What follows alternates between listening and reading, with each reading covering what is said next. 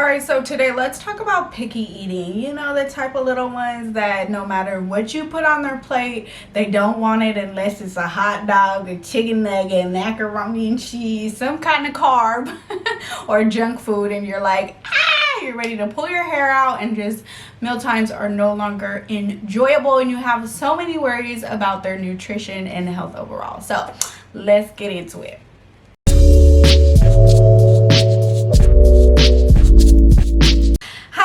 Welcome back to my channel. If you are new here, I am Dr. Jasmine over at themomspsychologist.com. Around here we talk about everything child development, positive parenting, and our own mental health as parents. So consider hitting that subscribe button if you haven't already. Join the family. I post new videos every week and I would love to have you. So give this video a thumbs up if you have a picky eater on your hands. I know I do. I know my little one, my oldest one, Jalea, she is 3, and I would describe her as, you know, a selective eater, if you will.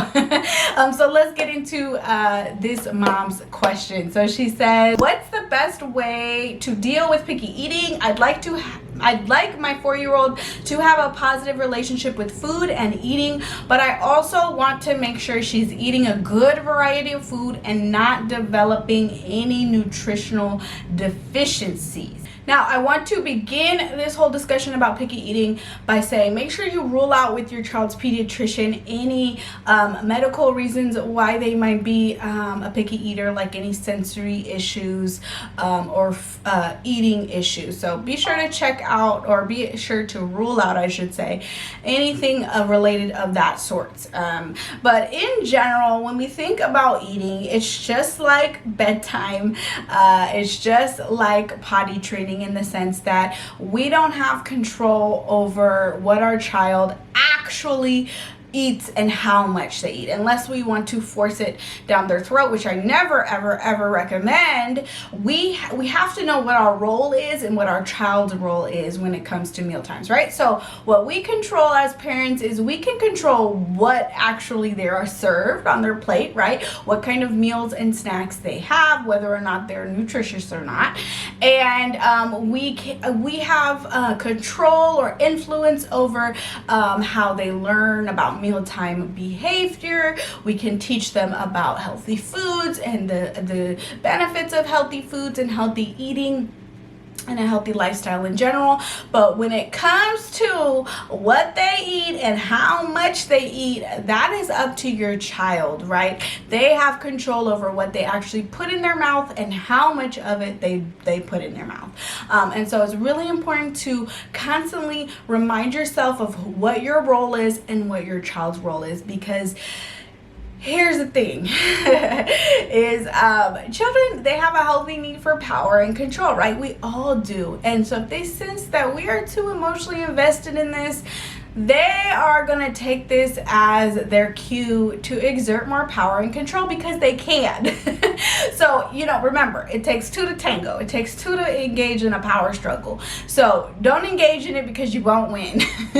So instead, you know, in this mom's question sheet, which I love, is that she wants to make sure that her child is getting all the nutrients she can. And so you can control that, mom, by making sure that she has healthy snacks and healthy meals. Right? And then of course it's up to her how much of those healthy snacks and meals she eats, and what exactly on her plate she eats. So I'm going to share with you 3 top mistakes that we make as parents. I'm guilty of this too, y'all. Like I said, I have a picky eater, which I hate to use that word, but I have a selective eater, if you will, on my hands, and I'm guilty of doing these mistakes. So number 1 is trying to coax them, right? Just one more bite, just take one more bite, just try this, right? We're pleading with them, right? We might be trying to bargain with them or bribe them, right? Just take one more bite and then then you can get your ice cream cone, right? Well, this it only leads to power struggles again, because we can't force them to eat what they don't want to eat.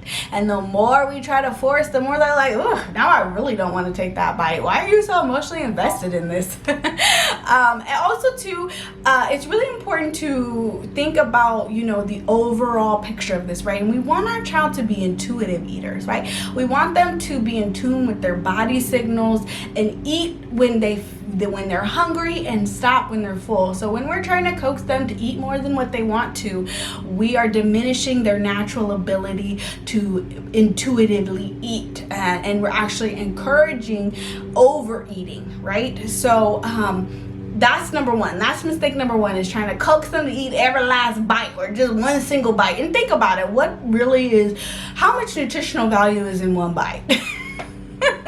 We want to think of the overall picture, their overall nutrition, not just that one bite. Again, I'm guilty of this too, so I'm speaking to myself. The second mistake parents often make at meal times is trying to jump over hoops, jump over backwards, bending over backwards to try to get them to eat right. So we're making them extra snacks, or cutting the bread crust off, and just doing all these things to make them want to eat it, right? We don't need to do that, and that actually just reinforces them more, requesting more of that from us. So we want to avoid bending over backwards, and just we feed them what we want to feed them. I would say limit the portions, make the portions really small so you're not overwhelming them, and then that's it, right? That's what you get. Kids is closed, okay? And again, they have control over what they eat on their plate and how much. And then the third mistake that parents often make is making eating about a performance issue, right? Oh, you ate good today, or oh, you didn't eat good, or you're a picky eater, you're a good eater, right? We're attaching these labels to their eating and making it about a performance when it shouldn't be about that, right? Again, we want to encourage intuitive eating. We want to encourage them to eat when they're ready to eat and stop when they're not, and we don't want to put any kind of descriptions or labels on this, because that just further inhibits their self-esteem and can reinforce that power struggle. Again, like I've been saying this whole video. So some practical tips, which if you want more practical tips too, also check out my video on food throwing, because I also share some practical tips when it comes to meal times. But limit the grazing, right? Make sure that when they actually show up to mealtime that they are ready to eat and they are actually hungry. So limit the grazing, kind of try to get on a little bit of a schedule. Of course, it can be a flexible schedule, but get on a schedule of when you eat meals and when you eat snacks. Also to try to have them sit at the table during snack time, just to, you know, help with that concentration and make it more of a structured thing. Also, get them involved in cooking with you if you can. I know it's not always practical or possible, but when you can, you know, if they're at the grocery store with you, invite them to share some meal ideas or what sounds good to them. Get them involved in this process. Allow them to help you cook, pick the ingredients of the meal, just to get them excited and looking forward to the meal. Yeah, and then at the end of the day, just trust in your child's ability to feed themselves and to, again, be in tune with their own body and what their body needs. So trust that process as much as you can. Focus on providing really healthy meals and snacks, and then take a step back, take a deep breath, and trust the process. If you have a question for me, you can leave it in the form below. I'll leave the link in the description box below if you would like to ask me a question for a chance to be featured in my next YouTube video. If you enjoyed this video, be sure to give it a thumbs up. It really does help to support my channel. Subscribe if you haven't already, and I will see you in the next one. Bye.